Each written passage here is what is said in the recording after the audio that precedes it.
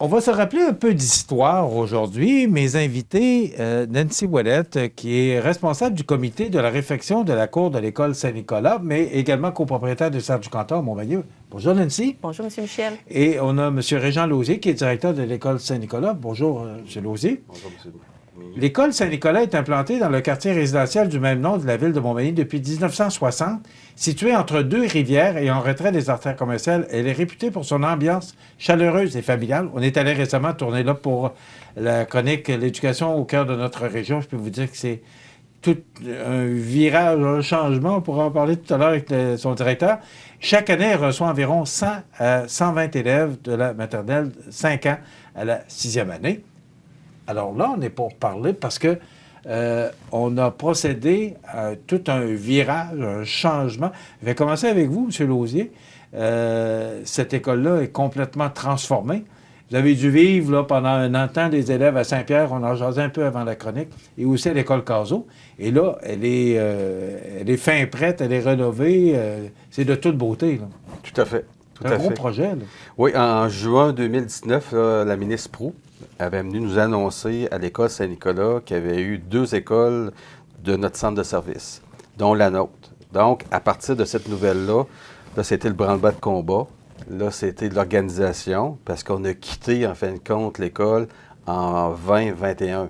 Mais quelques mois avant l'année scolaire 2020, on a eu des rencontres avec les parents, avec le conseil d'établissement.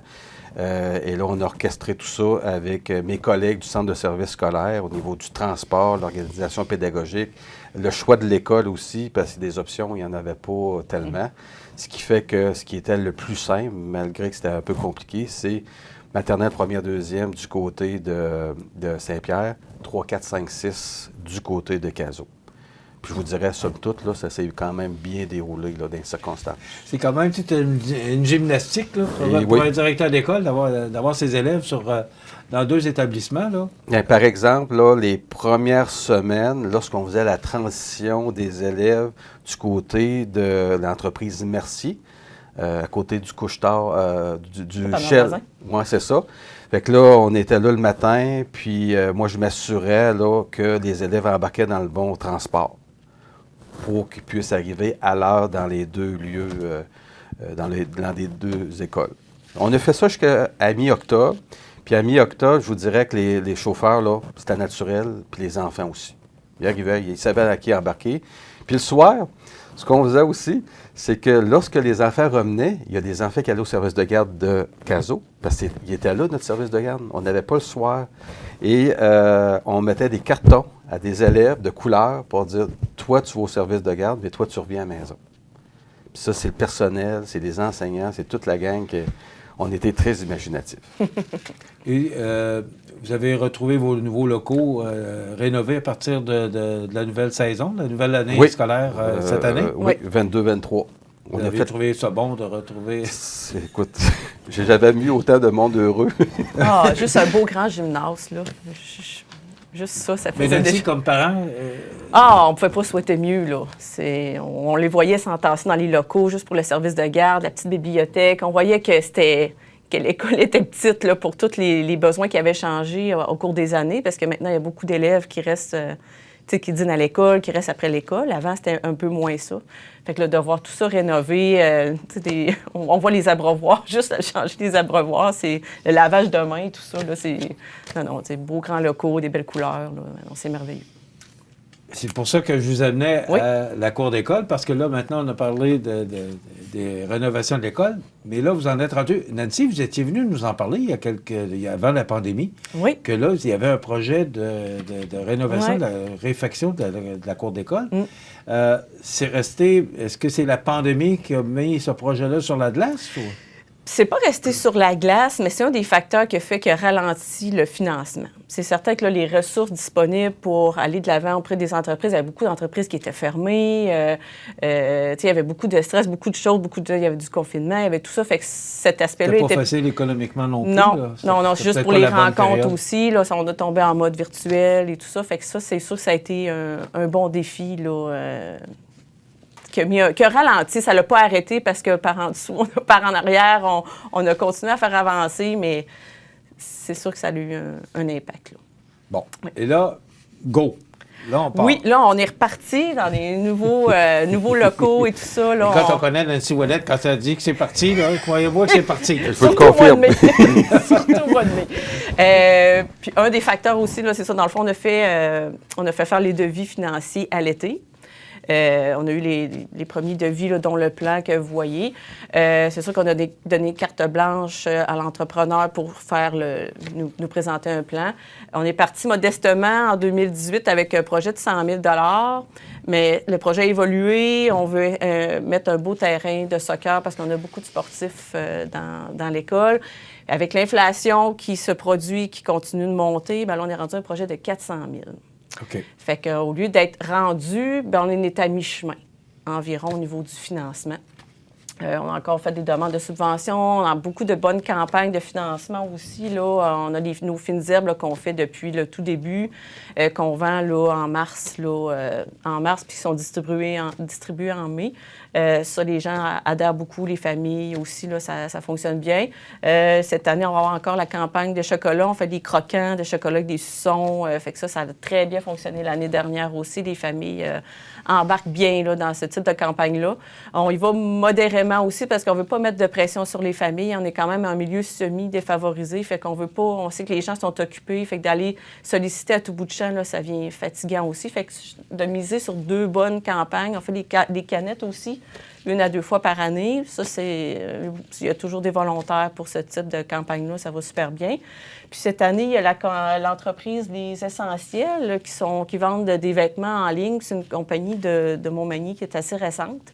Fait que la compagnie Les Essentiels nous offre un 10 $ par item vendu du 1er novembre de cette semaine jusqu'à la fin décembre. Fait que c'est quand même très intéressant. Puis c'est une famille de l'école aussi. Bon, mais 400 000, c'est beaucoup d'argent. C'est 4 fois le projet que vous aviez il y a quelque temps. Puis là, vous parlez de campagne de financement. On sait que c'est des 2 000, des 3 000. Là. Ouais, 400 000, c'est quand même un gros montant. Vous avez quoi? Est-ce que vous êtes soutenu par le ministère de l'Éducation? Oui. Oui, on a reçu un beau montant de ce côté-là. La commission scolaire aussi nous a donné un bon montant. On a 3, là, je n'ai pas eu l'occasion de mentionner, on a 3 commanditaires or là, qui nous ont appuyés. Oui, c'est Promutuel Montmagny-Lillet. L'Élan Collectif, qui est un organisme qui finance beaucoup de projets de notre type, entre autres. Puis, le dernier m'échappe, c'est le Club Richelieu, qui nous a appuyés aussi là, pour un 5 000 $. Là. Fait que ça nous a aidé beaucoup. Est-ce que vous êtes avancé? Au niveau du financement, comme je disais, on est environ à 50 %, incluant malgré les embûches, malgré le ralentissement là, de plusieurs facteurs, c'est quand même bien. C'est sûr que le projet, on va devoir le faire en 2 phases. On n'aura pas le choix. Le terrain de soccer qui s'est rajouté au courant du projet. Bon, là, on voit le plan. Expliquez-nous un peu comment... ça, c'est l'école qui est située ici. Donc, ça, c'est son... Ça, c'est le terrain. Dans le fond, c'est l'asphalte. Ça, c'est plus du lignage. C'est pas ça qui est le plus coûteux. Ça, c'est l'existant. Ouais, c'est déjà fait, ça. C'est déjà là. Oui, oui. Okay. Fait que les principaux éléments là, qu'on a retenus depuis le début, c'était l'aspect verdissement, parce qu'on a pratiquement pas d'arbres sur le terrain à l'arrière. Là. Il y a quelques arbres à l'arrière, puis c'est tout là, au coin. Donc, ça, c'était un facteur parce que le contact avec la nature, il est super important pour le développement de l'enfant. Là, paraît que c'est très, très bon. Ça diminue le stress aussi. Puis, il y a des enseignants qui sont intéressés à faire de l'enseignement à l'extérieur, d'où ce que vous voyez ici. Là, on le voit un peu petit, là, mais c'est la classe extérieure. Fait que c'est une méthode d'enseignement qui est de plus en plus... en vogue, si on veut. Là, ça commence à être très populaire. Le module, ici, les modules qu'on voulait avoir, c'était des modules en naturel, donc en bois. Fait que c'est la compagnie Escar Aménagement qui est spécialisée dans ce type de module-là au Québec.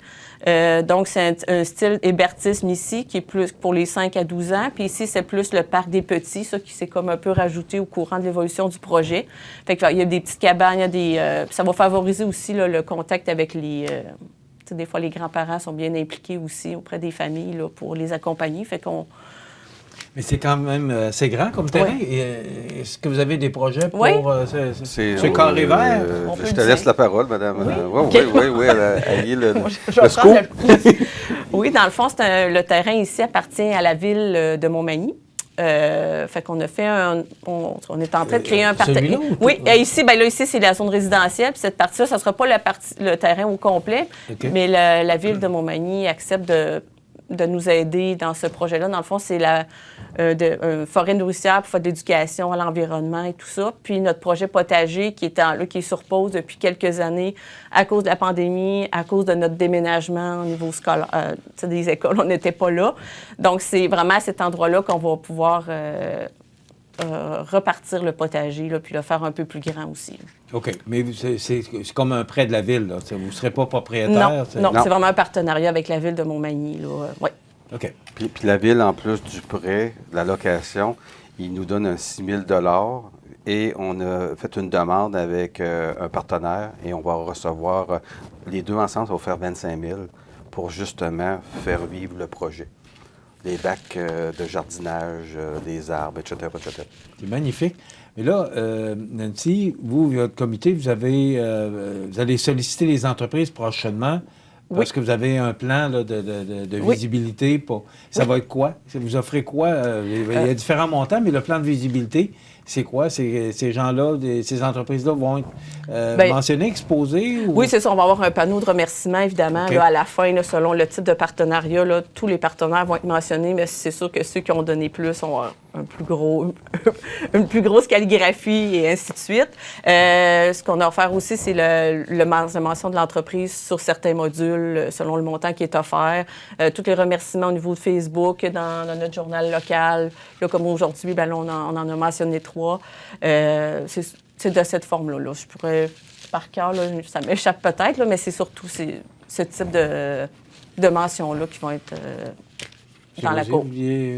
Quoi? Bien, ça, c'est un plan, justement, qu'on remet à chaque fois qu'on sollicite quelqu'un.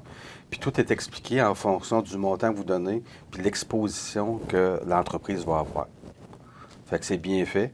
Fait que tantôt, Nancy parlait là, des donateurs, mais on a beaucoup aussi, on en a beaucoup aussi de marché on a fait des campagnes de financement, mais on a aussi, exemple, Dr Lisa Martin, chiropraticienne. Après ça, on a IGA, GRM. Je ne voudrais pas l'oublier, là, mais là, présentement, là, si je compte les revenus versus les dépenses, on est à 160 000 net en enlevant les dépenses. Et voyez-vous, on devrait avoir des bonnes nouvelles d'ici une semaine pour un autre 20 000. Puis comme Mme Nancy disait, nous, on continue avec le chocolat parce qu'éventuellement, après les fêtes, là, il va falloir qu'on s'enligne vers un dépôt d'un devis pour aller en appel d'offres. Ça va commencer quand? Il reste une minute et demie? Oui, été 2023. Ça s'en vient quand même rapidement. OK. Là, vous avez l'argent pour... Une partie, c'est ça. Là, on va avoir des choix à faire parce que c'est sûr que là, quand on a demandé le devis, on a dit, on a donné carte blanche à l'entreprise, fais-nous rêver, tout ça. Mais c'est sûr que la réalité financière nous a rattrapés. On dit, bon, il va falloir être plus raisonnable, mais ça va être tout aussi beau, même si on ne sait pas... OK. On pourrait y aller sur 2 phases, c'est ce que je comprends? Oui, c'est ce que je vous mentionnais tout à l'heure. Il va y avoir une phase 1, une phase 2. La phase 2, ça va être le terrain de soccer qui va probablement être synthétique pour l'aspect durabilité. Puis l'asphaltage aussi, là, parce que les petites trottinettes, ça fonctionne bien à notre école aussi. Donc, ça va être la phase 2, ça aussi. Ça a bien changé parce que dans le temps, il y avait ici, dans ce coin-là, exactement, là, il y avait oui, pour accueillir la cabane à patinoire. Oui. Si vous regardez la zone grise, on allait danser là, dans les années 60. Alors, ça a bien changé l'école. C'est hier, ça, 1960. Ça me rajeunit pas, là, mais c'est... Mais ça va être modernisé, ça va être au goût du jour. Les méthodes d'enseignement aussi évoluent, que les enfants puissent évoluer dans un beau milieu vivant, moderne aussi, qui va avec l'école. Mais pour les gens du quartier aussi, parce que le soir, là, s'il y a des grands-parents, des parents qui veulent venir, c'est ça le but aussi, là, qu'il y a une vie. C'est un beau projet, félicitations. Si on veut vous rejoindre... Oui, on peut contacter l'école là, via Mme Natacha ou M. Lausier à l'école Lausier. Ou encore au centre du canton? Oui, indirectement. Il y a aussi, on a une page Facebook aussi du projet d'aménagement de la cour d'école. On peut nous contacter via Messenger. Là, il y a toujours quelqu'un qui répond aussi. Si des gens ont besoin d'un devis, on peut l'envoyer par courriel aussi ou version papier. Là, ça va nous faire plaisir. Tenez-nous au courant des développements. Oui, On merci va beaucoup. suivre ça avec intérêt. Bravo, félicitations pour ce beau projet. Oui. Nancy Ouellette, qui est responsable du comité de la réfection de la cour de l'école Saint-Nicolas, et Régent Lausier, directeur. Merci d'avoir été avec nous. Merci. Et si vous avez une chance, passez par l'école Saint-Nicolas, vous allez voir, c'est magnifique. C'est très beau ce qu'on a réalisé avec ce beau projet-là.